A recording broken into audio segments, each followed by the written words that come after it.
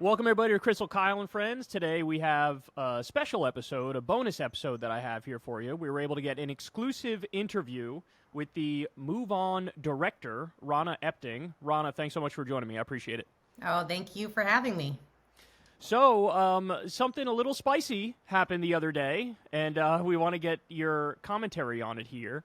Hakeem Jeffries took a shot both at MoveOn and Indivisible.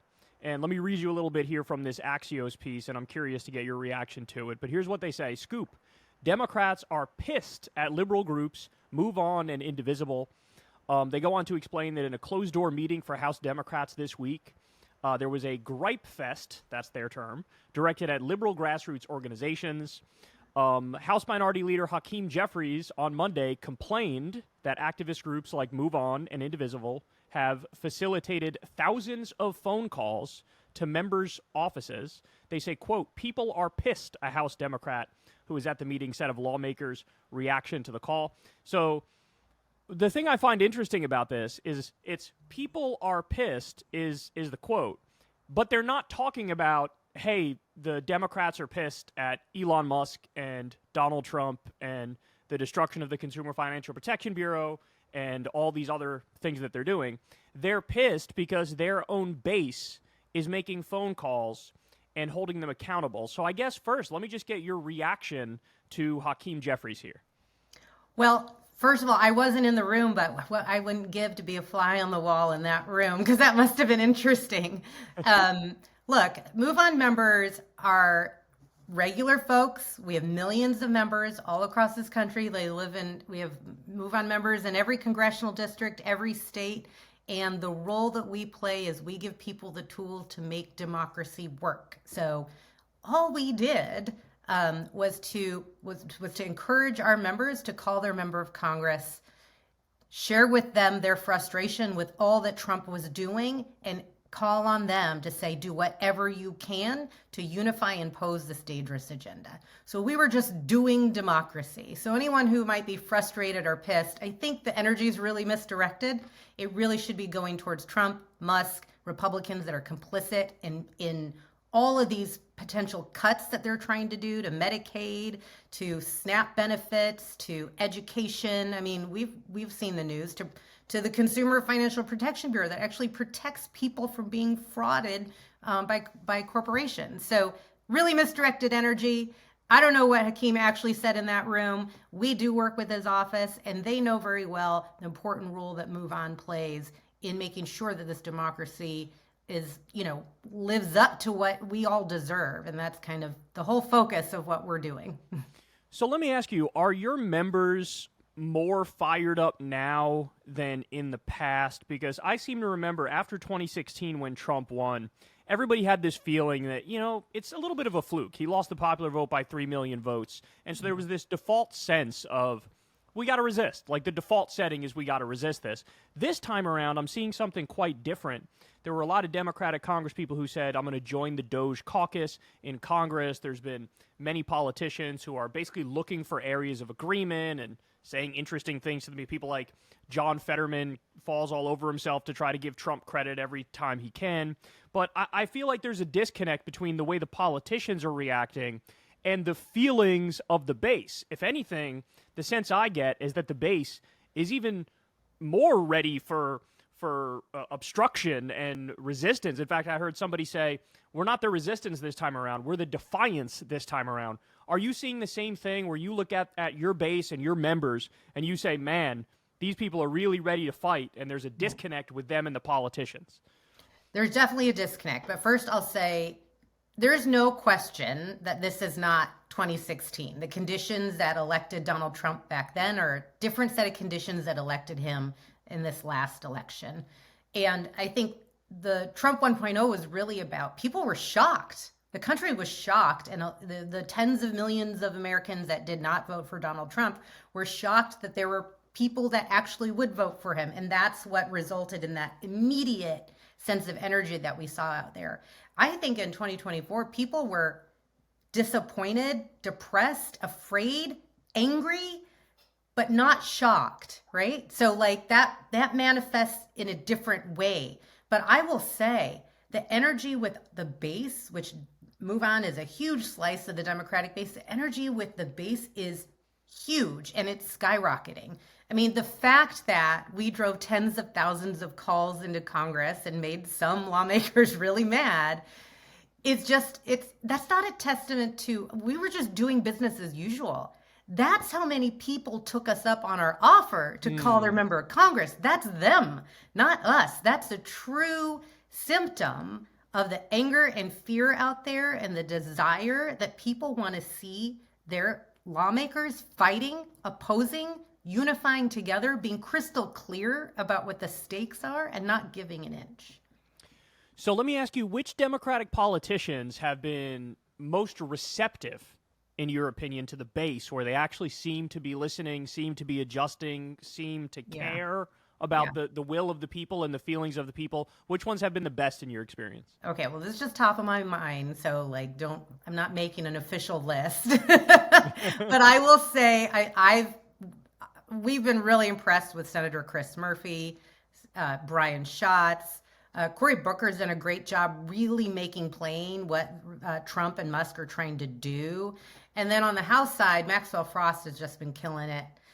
Greg Kazar from Texas, and you've got Jasmine Crockett, Pat Ryan. I mean, there are plenty of Democrats being the champions we deserve. And the issue is we just need 100% of them on board, right? And we want to see them out there. We want to see them leverage their microphone, taking the conversation to the people, to their constituents, to their districts, going around their districts, talking about what Trump and Musk are trying to do. And it's as opposed to being a little complacent. I'm not hearing much from my constituents, so they may not be upset. They may not really be caring. No, they care. And we shouldn't just be waiting around for our constituents to call us. We should be going to them, and that's what we want to see out of every single elected Democrat in the House and the Senate. Do you have any idea how many phone calls have been made since the election of Trump? Or can you say ones that maybe you guys have kind of spearheaded?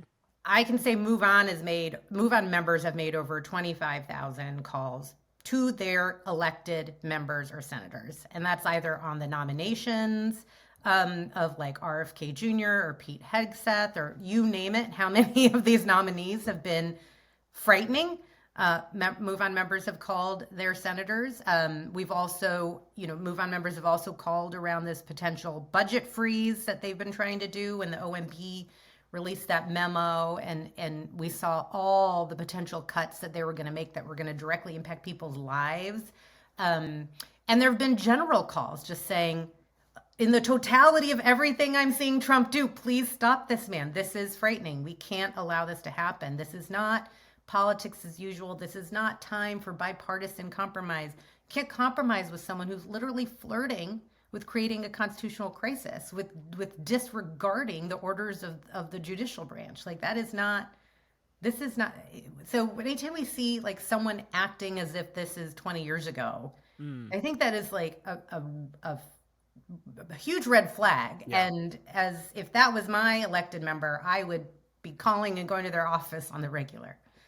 So let me ask you about the specific advice, because from my perspective, I look at what's happening here, and I say you can't when you cross enough red lines, it becomes untenable and maybe even like normalizing you to then work with you on stuff, right? Like if you make yourself clear that I'm an authoritarian, I don't care about the decisions of the courts. Elon Musk is going around the back and he's basically ignoring court orders, and he illegally hacked the Treasury and is cutting things left and right. Yeah, I'll just say, like, I'm not going to lie, things are very bad, and there's a slew of attacks and a slew of moment after moment where they're just willfully ignoring standard norms and processes and constitutional order. But the silver lining is that their agenda is massively unpopular and will no doubt result in massive backlash from the broad public, not just in Democratic districts or blue states, but in red states and red districts as well, because it's their agenda is unpopular with everybody. If you're going to cut Social Security, or if you're going to cut Medicare or Medicaid, that doesn't just touch Democrats and, in liberal cities. That touches people in rural areas, in red states. And so it's really, once people start to feel the impact of what they're doing, lo and behold, I think we will have massive public outrage. The challenge is, until people actually feel it, will they believe the warnings about what they're trying to do and leap into action to stop it before it happens? And that's the job of organizations like MoveOn and Working Families Party and Indivisible and everybody, to help us, to help people organize and prevent the bad stuff from happening before it happens.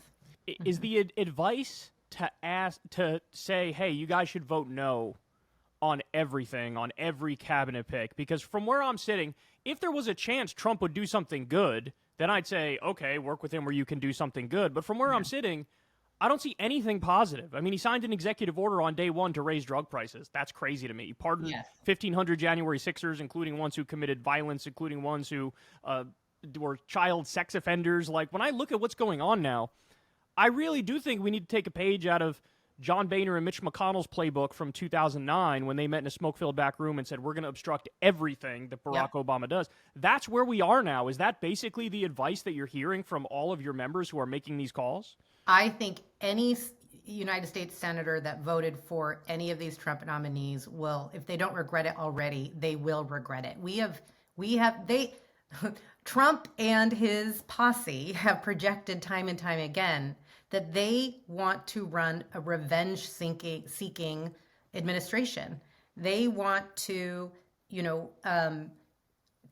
gut vital services that Americans depend on. They're cutting resources to the Veterans Administration. So I think any nominee that they're putting in there is just going to help them do this dirty work that is not going to serve the American people, regardless of what propaganda they put out there. And then on the House side, Democrats should make sure they leave all options on the table to do whatever they can to prevent these cuts from going through. And that is their job. That is their job, is to use every ounce of leverage to slow down and to stop and to prevent Project 2025 from becoming reality. So Hakeem Jeffries famously said the other day, I'm trying to figure out what leverage we have. We don't have any leverage. What would your reaction be to that argument from him?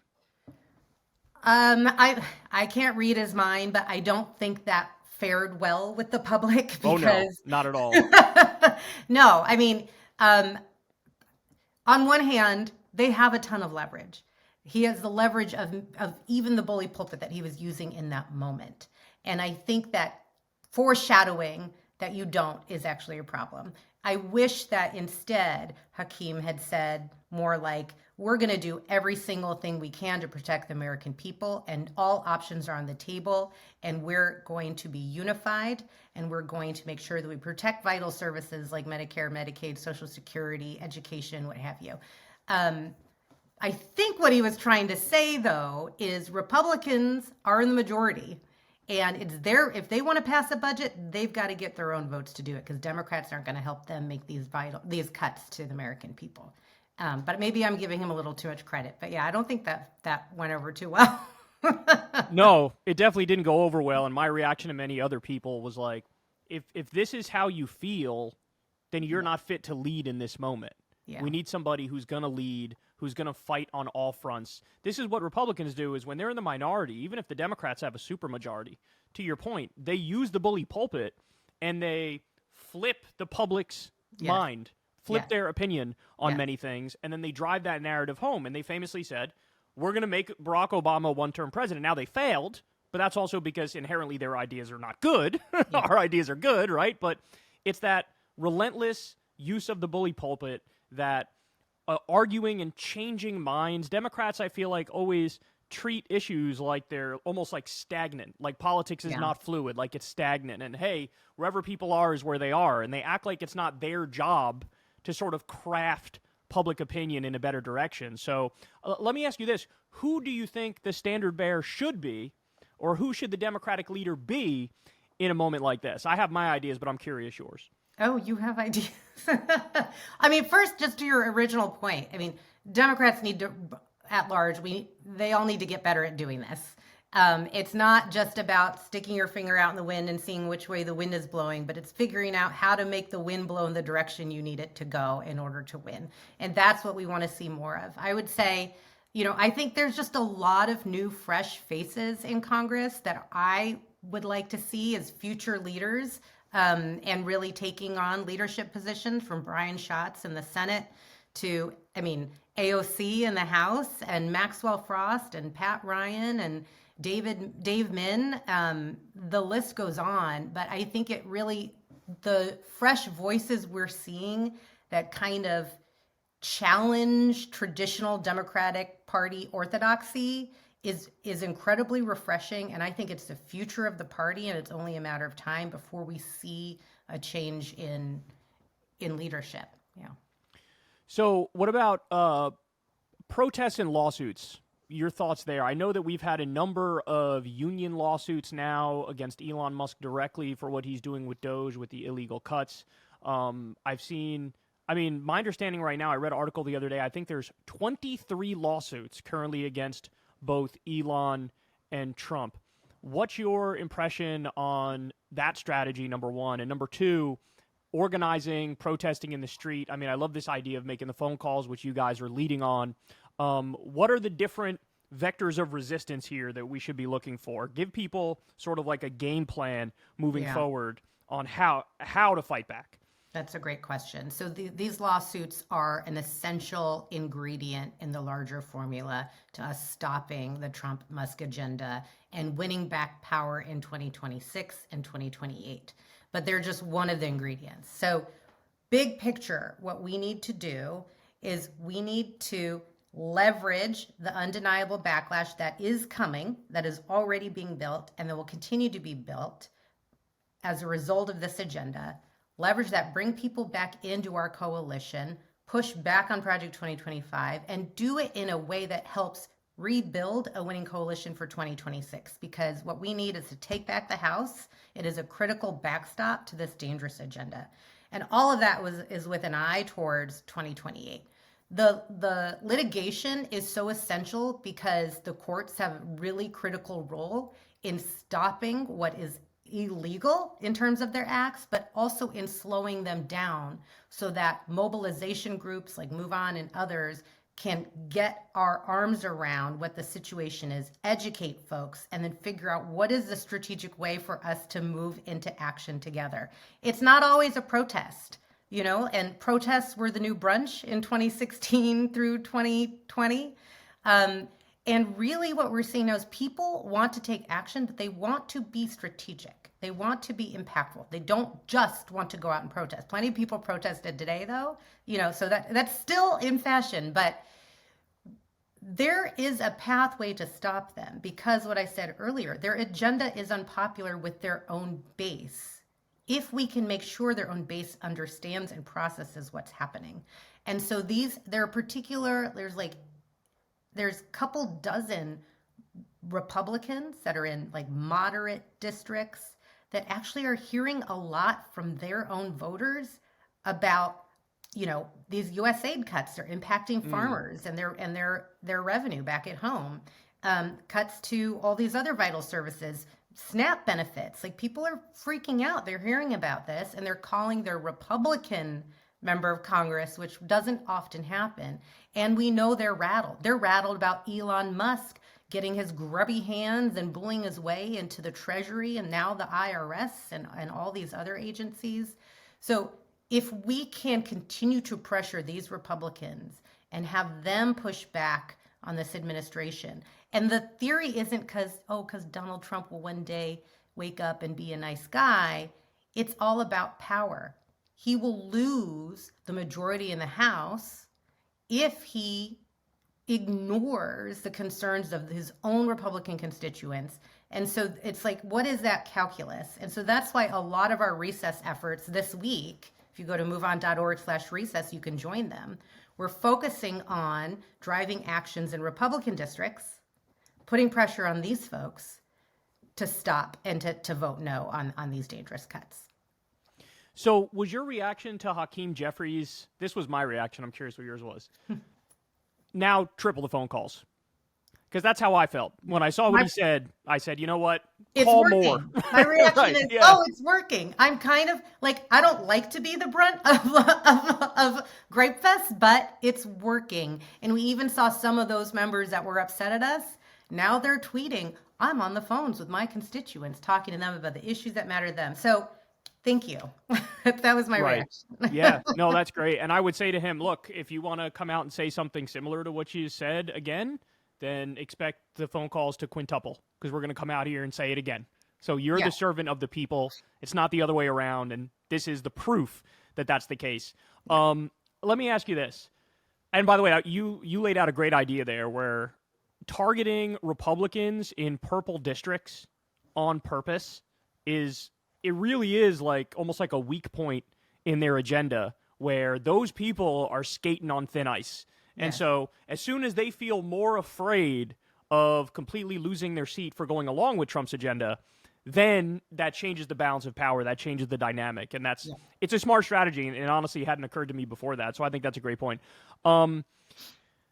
Public pressure working.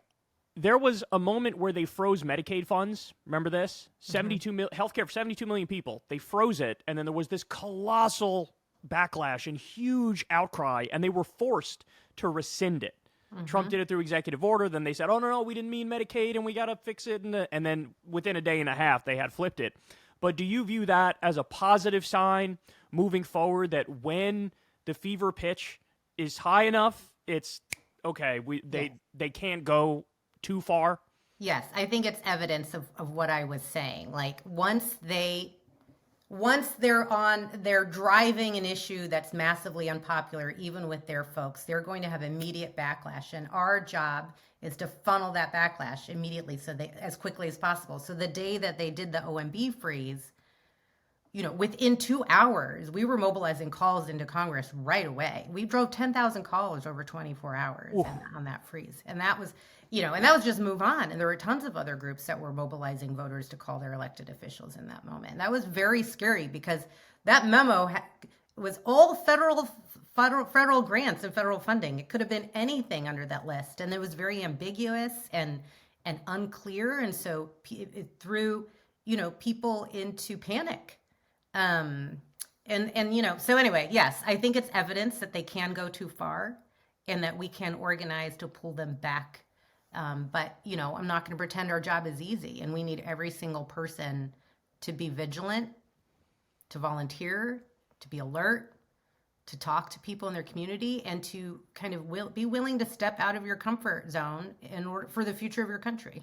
Tell people exactly how they can do that, exactly how they can become a member at MoveOn and get politically involved, because there's a lot of people out there who are listening to this who are just waiting. They are chomping at the bit to hop in. That's true. You can go to moveon.org/recess, and this week you can either host your own event in your district or you can join one if there's one already in your district. We make it easy for you. We give you all the support. We give you a guide on how to do it. It's actually not hard, because you know what the number one thing you need to be able to do this? You need to be a human being who lives in your community and has an opinion about how you want things to happen in your community. That's all you have to be. And that gives you the privilege and the agency to apply pressure to the person you helped elect into office to represent you. Yeah, and it's all about action. Everybody likes to talk, myself included. I literally talk for a living, but it's when you actually start doing stuff that things change. This is what I like to say. We're not going to tweet ourselves out of this nightmare. Right. The way we're going to get out of it is we're going to come together and we're going to wisely and strategically apply our energy and pressure people that have key decision-making roles to do the right thing. That's right. All right, Rana Epting, thank you so much for joining me. I really appreciate it. Everybody check out MoveOn.